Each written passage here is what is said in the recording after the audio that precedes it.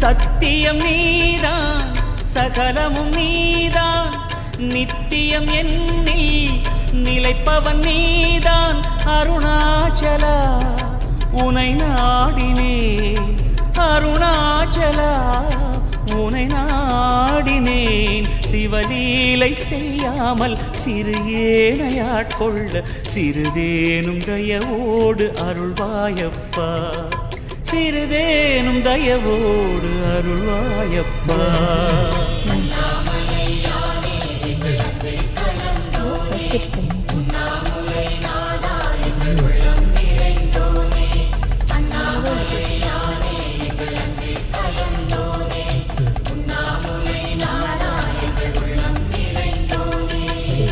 சிவமயமாக தெரிகிறதே சிந்தையில் சிவயோகம் வருகிறதே.